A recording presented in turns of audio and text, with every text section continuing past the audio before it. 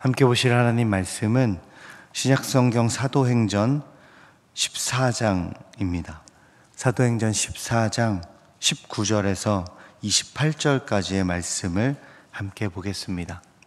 사도행전 14장 19절에서 28절까지의 말씀입니다.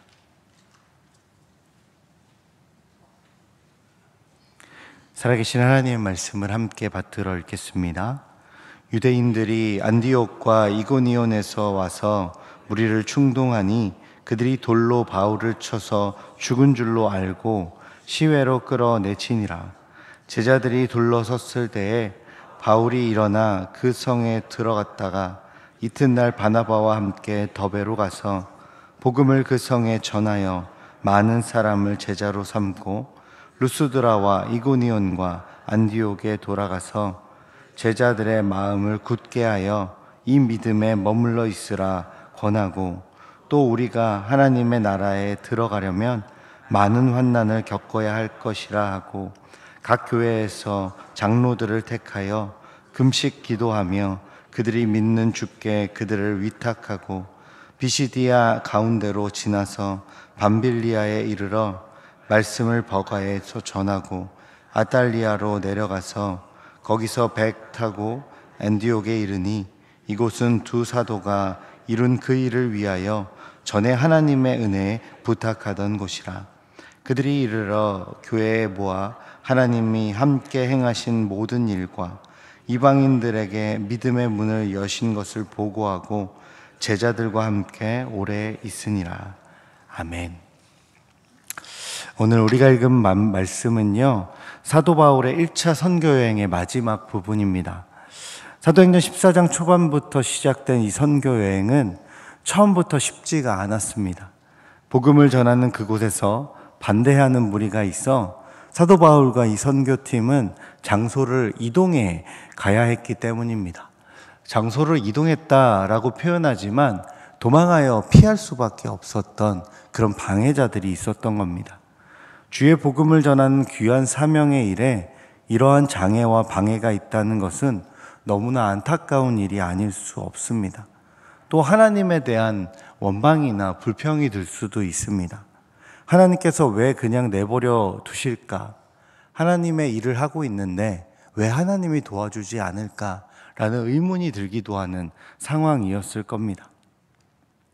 그런데 또 반대로 생각해 보면 복음이 한 곳에만 머물러 있지 않고 계속 전진하고 이동해가는 이 역동적인 복음의 흐름 또한 동시에 볼 수 있습니다. 한 곳에서 꾸준히 복음을 전하는 것도 중요하지만 이곳뿐만이 아니라 복음이 필요한 그곳에 복음이 또 흘러 들어가야 하기 때문에 한 곳에 복음이 머물러 있지 않고 박해가 됐든 반대가 됐든 또 다른 곳에서 복음을 전하게 하시는 것이 하나님의 뜻이기도 합니다. 어쩌면 사도 바울과 이 선교팀은 이 하나님의 뜻을 붙들고 방해자들과 반대자들을 피해서 복음을 전하러 지역을 이동했던 것이 아닐까라는 생각이 듭니다.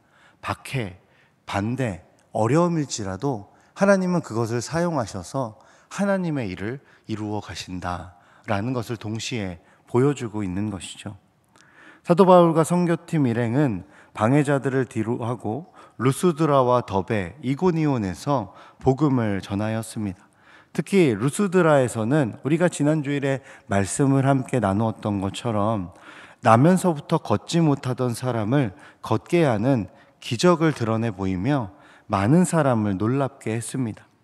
나면서부터 걷지 못했다라는 것은 선천적인 장애가 있었다는 겁니다. 어찌 대처할 방법이 없는 사람, 그런 질병을 가지고 있었던 사람이죠. 그 원인 자체를 제거할 수 없는 문제인데 말 그대로 기적이 일어났습니다. 그 사람이 일어나 걷게 된 것입니다. 한 번도 걸어본 적이 없고 걷는 것에 대한 꿈조차 꿀 수 없었던 그에게 꿈 같은 일, 도저히 일어날 수 없는 기적의 일이 일어나게 됐다라는 것입니다. 그 당사자에게도 놀라운 일이지만 이 일을 지켜보는 사람들에게도 이 기적은 정말 놀라운 일이 아닐 수 없습니다. 그런데 어떤 일이 있었습니까? 이 기적을 구원받을 만한 믿음이 있는 그 사람에게 보였다라고 성경은 말하며 예수의 능력으로, 하나님의 능력으로 일어선 것을 드러내고 있는 사건인데, 사람들은 하나님을 보지 않습니다. 그 일을 행한 바울과 바나바를 보고 그에게 집중합니다. 바울과 바나바를 높이고 신격화하는 이 어이없는 상황 가운데 바울과 바나바는 중심을 잡고 내가 신이 아니다, 우리가 능력이 있는 것이 아니다, 하나님이 진정한 능력의 주이심을 다시금 거듭 강조하며 드러내고 있죠. 사람들은 보아야 할 것을 보지 못하고 미궁에 빠지고 있는 이 안타까운 모습을 우리는 보게 됩니다. 어쩌면 우리의 신앙생활도 비슷한 것 같아요. 어떠한 일이 벌어지게 되면 그 일 자체에 집중하기에 바쁘지 그 일을 행하신 하나님을 돌아보지 않을 때가 우리도 종종 있곤 합니다. 하나님이 나에게 이 좋은 일 왜 주셨을까? 하나님이 나에게 이 힘든 일을 왜 주셨을까? 하나님이 왜 지금의 때를 걷게 하실까? 하나님에 대한 궁금함은 없고 지금 일어난 일이 좋으면 좋은 것만 생각하고 지금 일어나는 일이 좋지 않으면 좋지 않은 힘듦만 생각하는 것이 우리의 연약함이고 우리의 어리석음이 아닐까. 루스드라에서 있었던 이 어리석은 사람들의 모습은 오늘 우리가 살아가는 신앙의 약함 또한 반영해 주고 있는 것 같습니다. 이 놀라운 기적 때문에 사람들은 바로 봐야 될 걸 보지 못하고 또다시 그곳에서 반대에 부딪혀 바울과 바나바는 쫓겨 나가게 되죠. 심지어 쫓겨간 그곳에서 사람들이 충동하여 몰려들어 바울과 바나바를 폭력으로 위협합니다. 돌을 던져 죽이려 했던 것이죠. 돌을 던져 죽이려 했습니다. 오늘 본문에 보면 죽을 줄 알고 내버렸다라는 표현이 나오잖아요. 그러니까 죽기 직전까지 간 겁니다. 이 본문을 보면서 그런 생각을 했습니다. 차라리 죽었더라면 이 고통이 끝날 텐데, 너무나 아프고 고통스러우면 사실 끝나기를 원하잖아요. 근데 죽기 직전까지 고통의 극에 달하는 순간까지 그들이 내몰려졌다는 겁니다. 단순히 소리질러 반대하는 것이 아니라 폭력의 위협이 그들에게 다가왔었다라는 것이죠. 아마 그들은 로마의 법 아래 있었기 때문에 함부로 누구를 사형하거나 죽이는 일을 하지 못했던 것 같습니다. 그래서 유대인들의 법에도 40에 한 대 감한 매를 때리게 돼 있습니다. 40대까지 채우지 않아요. 그 얘기는 뭐냐면 죽기 직전까지의 고통으로 몰아세운다라는 겁니다. 사도 바울과 바나바도 그 처절한 고통 가운데 내몰려진 것이죠. 복음 때문에 전도를 떠났습니다. 반대가 일어납니다. 기적을 행했습니다. 사람들은 하나님을 보지 못하고 사람을 봅니다. 그리고 무리가 충동하여 폭력으로 위협합니다. 이제 죽음의 위기까지 다가왔습니다. 이제 복음 전도하는 일을 포기해도 이제 그만큼 했으면 수고했다 할 정도 아닙니까? 그런데 놀라운 것은요, 그들이 다시 일어났다라는 겁니다. 오늘 우리가 읽었던 본문 20절과 21절의 말씀을 함께 읽어봅시다. 20절과 21절의 말씀 시작. 제자들이 둘러섰을 때에 바울이 일어나 그 성에 들어갔다가 이튿날 바나바와 함께 더베로 가서 복음을 그 성에 전하여 많은 제자로 삼고 루스드라와 이고니온과 안디옥으로 돌아가서,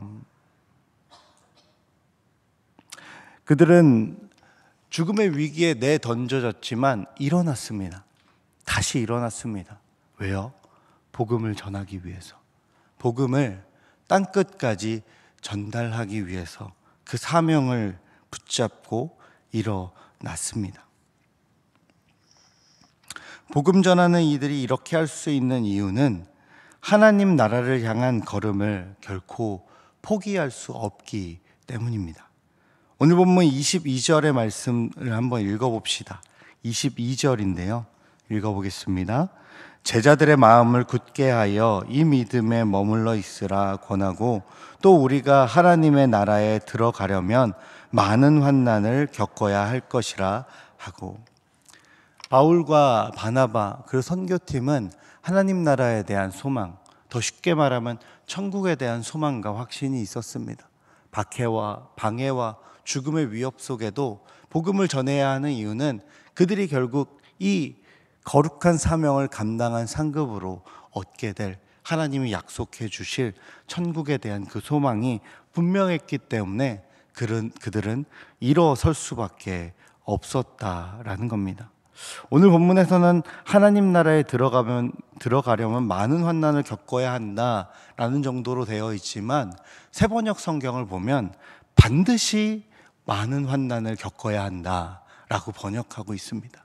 반드시 환난과 고통을 통과하지 않고서는 하나님 나라에 다다를 수 없다라는 겁니다.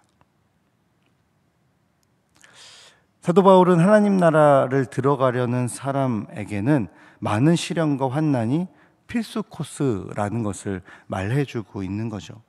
믿음으로 살고 천국에 들어가기 위해서는 어떠한 어려움도 각오해야 하는 것입니다. 고통 없는 십자가는 없기 때문에 그렇죠. 예수님께서 이런 말씀하셨잖아요. 생명으로 인도하는 문은 좁고 길이 협착하여 찾는 자가 적음이라. 영생으로 가는 길은 협착하여 많은 어려움이 있습니다. 이를 통과하지 않고서는 하나님 나라에 다다를 수 없는 것이 진리의 말씀입니다. 믿음으로 사는 성도의 삶은요, 늘 꽃길만 있지 않습니다. 때론 사람들은 원망합니다. 하나님께 그렇게 기도했는데, 하나님을 그렇게 찾았는데, 하나님이 좋아하신다는 일을 했는데, 말씀을 가까이 하며 살았는데 왜 내게 형통이 없는 것이지? 그러나 하나님께서 우리에게 허락하시는 형통은요, 나의 열심과 노력에 의한 그 어떤 결과가 아니라는 것, 이것을 기억해야 합니다. 내가 열심히 했고 내가 노력했기 때문에 우리는 형통함을 누리고 은혜를 누리는 것 아닙니다. 하나님이 우리에게 베푸신 은혜와 형통은 값없이 우리에게 주어지는 것입니다. 나의 어떤 정도에 따라서 주어지는 것이 아니라 하나님의 자율적인 사랑 때문에 우리에게 주어지는 선물입니다. 어떤 사람의 노력에 따라서 은혜의 높이가 달라진다면 그것이야말로 행위 구원이 될 것입니다. 그런데 하나님은 그렇지 않습니다. 무조건적인 사랑으로 우리를 바라보시고 우리에게 베풀어 주시는 것입니다. 만약에 하나님의 그 값없는 은혜에 나의 노력을 더하려 한다면 어쩌면 우리의 힘듦은 그것으로부터 비롯된 것입니다. 내가 이만큼 했는데 하나님 왜 더 안 주시지? 내가 이미 받은 것도 넘치도록 받은 것인데 분에 넘치도록 받았다는 사실을 망각했기 때문에 그런 것이겠죠. 예수님은 참 진리를 알고 계셨습니다. 그리고 참 사랑으로 살아가셨습니다. 그런데 예수님의 삶은 어땠습니까? 이 땅에 머리 둘 곳조차 없었습니다. 아무도 예수님을 환영하지 않았다라는 겁니다. 나의 구원자 예수님도 그러했다면 그 예수님을 믿는 나의 삶은 어떠할까요? 이 세상이 환영할까요? 이 세상이 나를 긍정해 줄까요? 나의 구원자 예수님을 믿는 사람이라면 나 또한 예수님이 당했던 수모와 고통과 고난 가운데 피할 수 없다라는 것이죠. 그것이 십자가의 길을 사는 믿음의 인생의 모습인 것입니다. 고난과 박해는 오히려 내가 복음 안에서 잘 살아가고 있음을, 내가 예수님을 정말 잘 따르고 있음을 반증하는 은혜의 표지라는 것을 반드시 기억하셔야 합니다. 그리고 믿음으로 사는 사람의 능력은 꽃길을 걸어내는 것이 아니라 꽃길이 아닌 현실에서도 항상 기뻐하고 쉬지 않고 기도하며 범사에 감사로 살아가는 것, 그것이 믿음의 인생들이 누리는 복이요 형통함이라는 것. 어려움이 없어서 복을 누리는 게 아닙니다. 어려움이 있어도 기뻐하는 것, 괴로움이 있어도 감사하는 것, 어떠한 상황이 펼쳐지더라도 하나님께 기도할 수 있기에 우리의 삶은 형통하다 말한다라는 것이죠. 사도 바울은 이 비밀을 알고 있었겠죠. 그리고 이것을 데살로니가 전서에서는 말하고 있잖아요. 항상 기뻐하라. 쉬지 말고 기도하라. 범사에 감사하라. 이는 너희를 향하신 하나님의 뜻이니라. 또 사도 바울이 이것을 확신을 가지고 계속 붙잡고 나아갈 수 있는 또 하나의 이유가 있습니다. 그것은 이 모든 일을 위하여 하나님의 은혜에 자기를 의탁했기 때문에 그렇습니다. 오늘 우리가 읽은 말씀 가운데 26절의 말씀 함께 읽어볼게요. 26절입니다. 시작. 거기서 배 타고 안디옥에 이르니 이곳은 두 사도가 이룬 그 일을 위하여 전에 하나님의 은혜에 부탁하던 곳이라. 전도 여행을 떠나기 전에, 이 선교 여행을 떠나기 전에 하나님의 은혜에 그들의 모든 일들, 지금까지 되었던 일들, 박해받고 반대받고 죽을 뻔하고 그렇지만 복음이 전해지는 이 일들을 위해서 하나님의 은혜에 위탁했던 곳에 도착했습니다. 그러니까 사도 바울이 지금 겪었던 모든 일들과 선교와 사역의 모든 과정들을 사도 바울은 자신의 힘으로 하려고 하지 않았습니다. 하나님의 은혜에 의지했습니다. 자신의 노력으로는 되지 않는 것이거든요. 어떻게 설득해내고 어떻게 앉은 사람을 일으킬 수 있겠습니까? 하나님의 은혜의 능력이 아니라면. 하나님의 은혜의 능력에 의지하여서 모든 사역에 돌아와서 그 은혜에 의탁했던 그 자리로 사도 바울은 돌아올 수 있었다라는 것입니다. 환난, 고통, 괴로움, 그 상황을 견뎌내고 그 상황을 지나갈 수 있는 유일한 우리들의 영적인 근원은 하나님의 은혜라는 것을 성경이 우리에게 말해주는 것입니다. 우리가 한 가지 더 관심 가져야 하는 것은요, 사도 바울이 그 전도지를 돌아가며 그 선교지에 믿음이 굳건하여지고 그 은혜가 계속 보존되기 위해 사람을 세웠다라고 하는 부분입니다. 오늘 본문 23절의 말씀인데요, 23절 말씀 함께 읽어봅시다. 각 교회의 장로들을 택하여 금식 기도하며 그들이 믿는 주께 그들을 위탁하고. 하나님은 사람을 찾으시고 사람을 통해서 일하시는 분입니다. 교회도 모든 사람들이 한 몸에 붙어있는 지체라고 설명하는 것이 바로 그 이유입니다.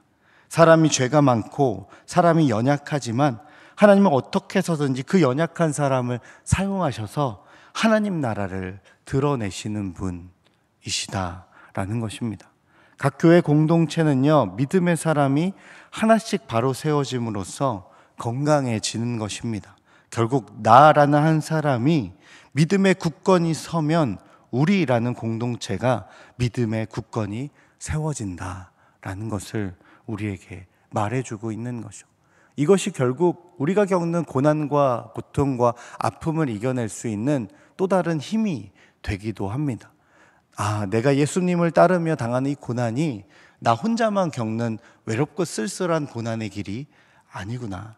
이 가시밭길과도 같은 이 길을 걷는 동역자들이 함께 있구나. 나 혼자만 걷는 이 길이 아니라는 것을 알 때 우리는 힘을 내어 이 길을 기꺼이 감당할 수 있는 것이죠. 마지막으로 메디슨이라고 하는 찬송가 작가의 하나님의 권능이라는 기도문으로 된 식구를 소개해 드리려고 합니다. 나의 하나님, 나는 나의 가시에 대하여 결코 감사하지 못했습니다. 나의 장밋꽃에 대해서는 수천 번 감사했지만 주님께서 나에게 지워주시는 십자가에 대해서는 한 번도 감사하다고 생각 못했습니다. 고난을 통하여 나의 인생을 완성하신 사랑의 주님이시여, 이제 저에게 가시의 가치를 가르쳐 주시옵소서. 그러므로 나의 눈물이 무지개 됨을 알게 하시옵소서. 그리고 나로 고난당한 것이 유익이라는 것을 말할 수 있게 하시옵소서. 사랑하는 여러분, 시편의 성도의 고백이 바로 이것이잖아요. 고난당함이 내게 유익이라. 우리는 고난당함으로 복음을 더욱 직면하고 예수님의 십자가로 더욱 살아가게 되는 것입니다. 십자가 없는 영광이 없음을 반드시 기억합시다.